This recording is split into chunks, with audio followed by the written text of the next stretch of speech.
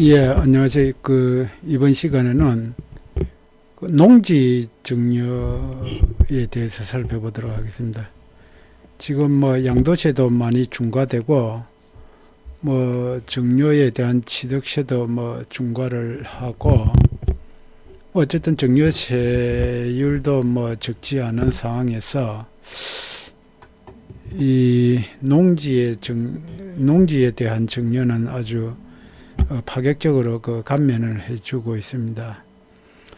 그런데 이제 증여를 많이 생각하고 계시는데, 물론 이게 기존에 농사를 짓고 있거나 그러면은 하기 쉬운데, 그렇지 않다 하더라도 농지를 사가지고 증여를 하면은 절세에 많이 도움이 된다. 물론 이제 수정자분이, 자녀분이 이제 그래서 5년 이상 농사 지어야 된다는 그런 요건이 있긴 하지만은 어쨌든 한번 살펴보도록 하겠습니다. 일단 요 규정은 조특법 71조에 규정되어 있습니다. 농지 증여에 대한 증여세 감면인데요. 기본 내용은 이제 증여자는 이제 3년 동안 계속해서 작용을 해야 된다는 거고, 그럼 수정자, 이 직계비속은 5년 동안 작용을 해야 됩니다. 증여받고 나서. 그렇게 하면은 이제 증여세를 1억 원 감면해 준다는 뜻입니다. 증여세가 1억이 나오려면은 증여재산이 이제 한 5억 3천 정도가 됩니다. 왜냐하면은 5억까지가 기본적으로 세금이 이제 9천만 원이 나와요. 그래서 1천만 원 더 나오는데 5억 초과 부분은 30% 구간이기 때문에 1,000만 원을 0.3으로 나누면은 대략 한 3,300 나올 겁니다. 여기 한번 해보시면은 나누기 0.3 하면은 이게 안 나라. 여기 0.3을 하고 여기 해보면은 여기 이제 보시면은 3,300이거든요. 그래서 5억 3,300 정도 하면은 증여세가 1억 정도가 나옵니다. 그 정도까지는 그러니까 증여세 없이 이제 증여를 할 수 있다. 그런 내용입니다. 그래서 그 자세한 요건을 살펴보시면은 꼭 농지만 되는 거 아니고 농지 등입니다. 농지, 초지, 염전, 축사용지, 어업용 토지, 어선, 산림지 중, 농지도 마찬가지입니다. 요 다 일정 규모 이내입니다. 오늘 웬만큼의 큰 대규모가 아닌 거는 다 해당되는 걸로. 그리고 아까 말한 5억 3천 그 범위 내에는 다 거의 다 해당된다고 보십니다. 그 다음에 이 농지가 주거 상업 공업 지역 외라야 됩니다. 농지 등이 요 주거 상업 공업 지역 내에 있으면 안 되고, 또 택지 개발이나 개발 사업 지구로 지정된 지역 외에 소지하고 있습니다. 이런 데 지정되어 있으면 안 됩니다. 이게 꼭 택지 개발이나 개발 사업뿐만 아니라 하여튼 여러 가지 지역 지구로 개발 지구로 지정된 산업단지라든지 유통단지라든지 그런 데 지정된 지역은 안 되고요. 증여자는 이제 직계 존속이죠. 그러니까 요 받는 사람은 직계 비속이라 해야 됩니다. 증여자는 증여일로부터 소급하여 계속하여서 직접 영농에 종사해야 됩니다. 그런데 이제 가령 지금 현재 증여를 하고 싶은데 증여를 못 하고 있다. 그러면 농지를 사가지고 증여하고 싶다. 그러면은 지금 농지를 사면서 증여자는 이제 시골에 가서 농사를 지어야 되겠죠. 그렇게 계속 3년을 농사 짓습니다. 그리고 나서 이제 자녀한테 증여를 하는 거예요. 가령 할머니가 이렇게 계속 지금부터 이제 3년을 농사 짓고 3년 후에 손자한테, 요건 꼭 직계비속이니까 손자한테 해야 됩니다. 손자한테 증여를 하는 거예요. 그러면 18세 이상인 그 손자는 그 증여받은 날로부터 3개월에, 그러니까 증여세 신고 기간 이내에 제촌, 그러니까 그 시골에 가서 농지 옆에 가서 이제 제촌하면서 직접 농사를 5년간 영농에 종사해야 됩니다. 영농 등에 축산업 해도 되고 이런 그런데 종사해야 됩니다. 요게 좀 힘들겠죠. 자녀가 시골에 가서 뭐 이렇게 하는 게. 뭐 실제 농사 짓고 있다면요, 뭐 문제는 없고. 그 다음에 그러면 감면 세액이 얼마냐? 5년 동안에 1억 원 한도로 감면을 해줍니다. 근데 만약에 여기서 이제 할머니가 저 손자한테 해줬다면 30% 할증하잖아요. 그 할증세액 포함해서 1억 원 한답니다. 그런데 이게 이제 자녀가 여러 명이 있다. 직계 비속이. 그럼 여러 명한테 해줄 수 있습니다. 여러 명한테 해줘도 각 수정자 받는 사람별로 1억 원 한도니까 굉장히 파워풀한 것이죠. 이거는 이제 법에는 없고 예규로 나와 있습니다.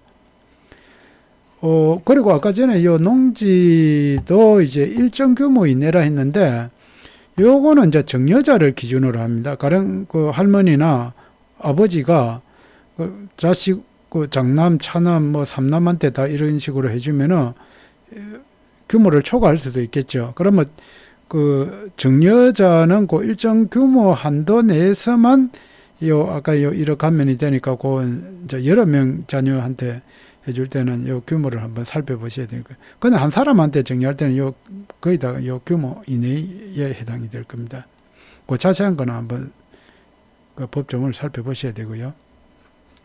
그래서 요 농지 일정 규모 이내는 정여자 기준으로 해야 돼. 그러니까 여러 자녀에게 해줄 때는 요 일정 규모를 한번 검토를 해보셔야 되고, 그리고 이제 요 정여자별로 이제 1억 원 한도까지는 굉장히 파워풀하다. 기한은 올해 12월 31일까지다. 요건 아마 연장될 것으로 보입니다.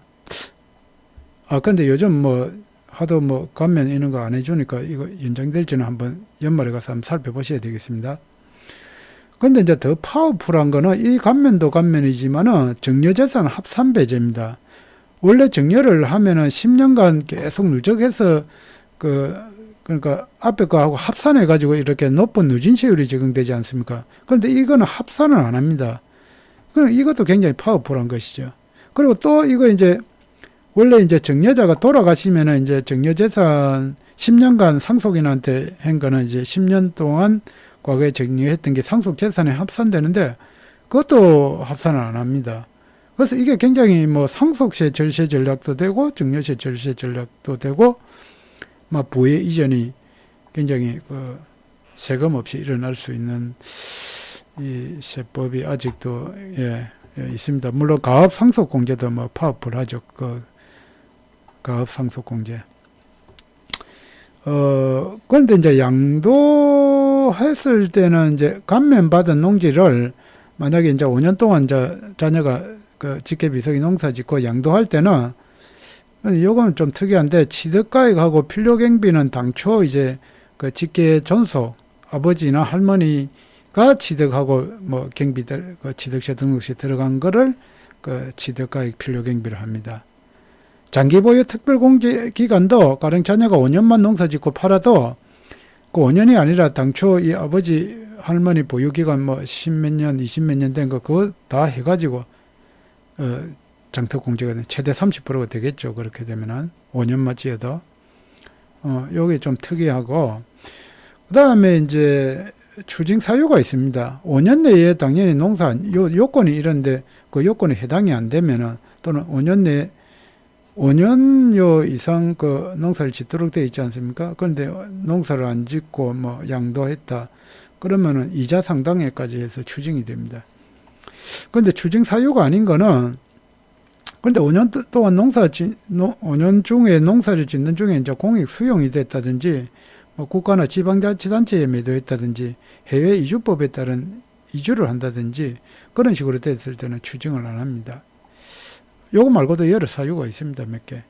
그럼 일시적으로 추징 사유하는, 그러니까 농사 짓다가 불가피하게 뭐 몸이 아파가지고 1년 이상 치료 요양을 요한다든지, 또는 뭐 징병법인가요? 그거 해가 징집이 된다든지 군대 간다는 거죠. 그렇게 됐을 때는 추징을 안 한다. 일시적인 그런 사유로 인했을 때는 농사를 안 짓는다 하더라도.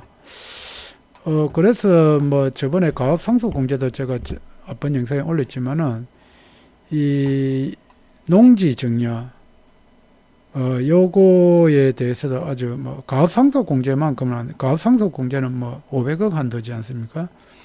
근데 요도 굉장히 파워풀하다. 영농상속 공제도 뭐 파워풀하지만은 요 농지 증여 살았을 때 이렇게 증여하는 것도 합산되죠. 그러니까 요 5년간 1억 원이니까 5년 그러니까 지금 가령 그 농사를 짓고 있으면은 지금 한 5억 3천치 증여하고 또 5년 있다 또 증여하면은 또 이거 1억을 감면받을 수 있습니다. 그러니까 10년이 뭐 한 10억 6천까지 증여가 가능한 거죠. 그것도 뭐 시골에 있으면은 거의 공시지가로 평가해 가지고 하면 되니까 굉장히 파워풀한 증여 절세 수단이 되겠다. 단지 요 가서 농사 짓는 거는 조금 감수해야 되는 거고요. 이상 마치겠습니다. 이 농지 증여에 대한 증여세 감면에 대해서 살펴보았습니다. 이상 도움이 되셨다면 좋아요, 구독 버튼. 예, 감사합니다.